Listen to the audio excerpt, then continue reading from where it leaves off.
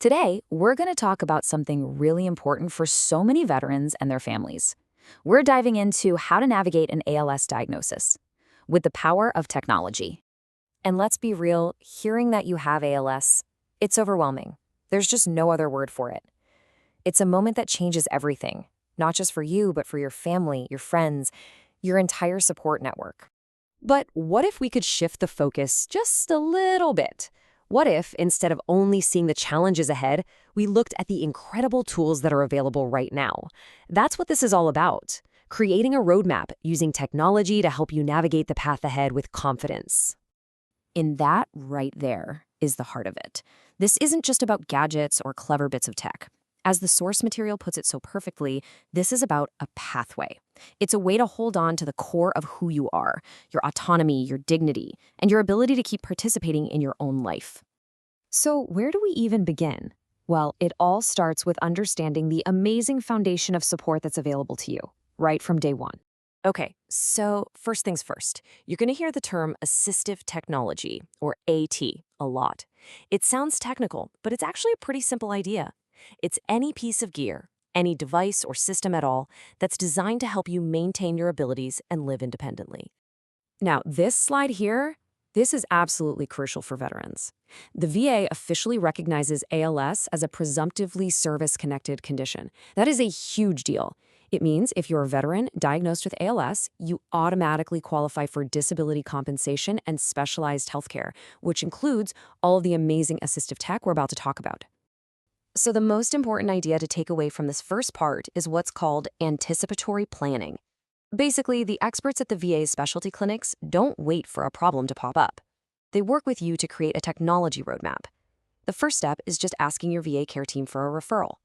They'll help you get the right tools in place before you urgently need them, making every transition just as smooth as it can possibly be.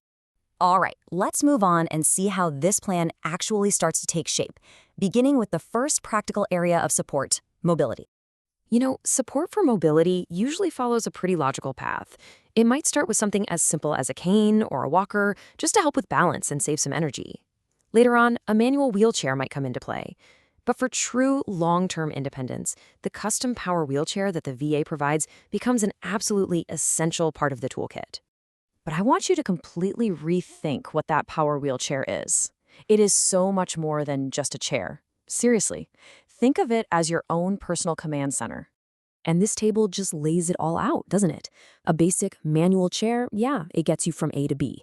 But a custom VA power chair, that's a whole different ballgame. We're talking advanced controls like joysticks, head arrays, even sip and puff systems. We're talking about features that let you tilt, recline, and change your elevation for comfort and health. But the real game changer is that last row, integration. I mean, just look at this. Right from the controls on your chair, you can manage your entire environment. You can adjust your bed, change the lights and the thermostat, open doors, control your TV, your computer, and even your communication device. This is exactly what we mean when we talk about maintaining control. And that brings us to one of the most personal, most vital areas where technology can be an absolute lifeline, our ability to communicate. So, one of the first things to look into is something called voice banking. It's a process where you record a bunch of phrases, usually with some help from your care team, and they create a high-quality digital version of your own voice. The difference is just night and day. Instead of a generic robotic voice later on, you get to communicate using your voice. For you and for your family, that familiar sound is priceless. It preserves a huge part of your identity. Okay, but this brings up a question that I know a lot of people worry about. What happens when it's no longer possible to use your hands to type or to control a device? Well, the answer is one of the most incredible, most transformative technologies out there today. It's your eyes. With eye-tracking systems, your eyes can literally take over, becoming your voice, your hands, and your direct connection to the world.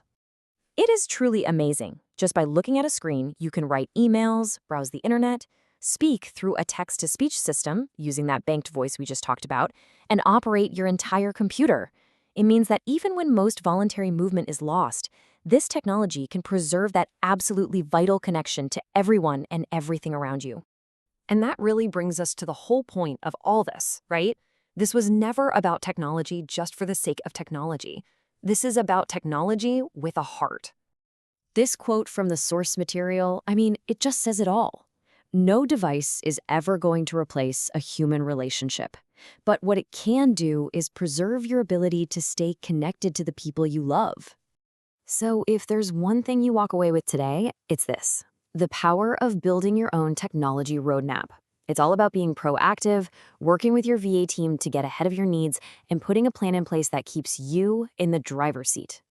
In the end, this whole journey leads us to a much bigger question. It stops being about what technology can do and starts being about what it allows us to be. It shows us that in the face of incredible challenges, innovation can help us hold on to the very things, our connections, our voices, our independence, that make us human.